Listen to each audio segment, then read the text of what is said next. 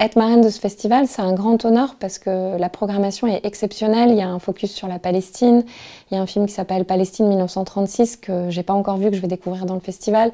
Il y a un film qui s'appelle Khartoum, un film soudanais que j'ai pas encore vu, qui est montré pour la première fois pendant le festival.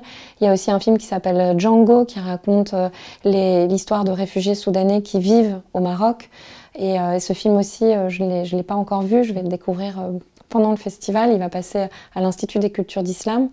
Et puis, il y a aussi des films d'archives, Leila et les loups, qui est un film formidable. Voilà, que j'ai jamais vu non plus.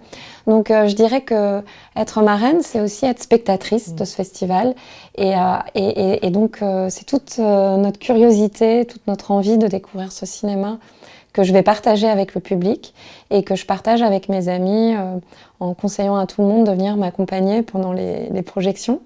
Et je voudrais dire aussi que c'est assez extraordinaire parce que le titre, le festival franco-arabe, moi je suis franco-arabe parce que je suis née, j'ai grandi en France, je suis de culture française. En même temps, ma mère est marocaine, algérienne, mon père est tunisien.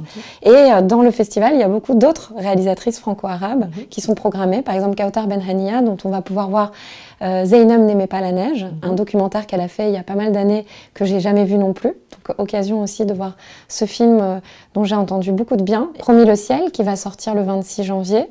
Un film vraiment magnifique qui parle du racisme en Tunisie contre les populations qui viennent subsahariennes. Et c'est aussi un très beau film de femmes. Un film à la frontière du documentaire et de la fiction, avec une énergie extraordinaire, la même énergie qu'il y avait dans son premier film de fiction Sous les figues. Et puis c'est là qu'on voit en fait la vitalité de ce cinéma franco-arabe, parce que Erish Seiri et Kautar sont toutes les deux tunisiennes et aussi françaises. Et puis Kautar, elle fait l'avant-première de son film La Voix de Hind, La Voix de Hind Sahab, cette petite Palestinienne de 5 ans qui a été assassinée par l'armée israélienne, et l'avant-première du film est le 25 novembre, donc pas avec le festival, mais en tout cas voilà, ces réalisatrices-là, elles sont mises en lumière. C'est là qu'on voit qu'il y a aussi beaucoup de femmes. Palestine 1936, c'est Anne-Marie Jassir, c'est aussi une réalisatrice palestinienne.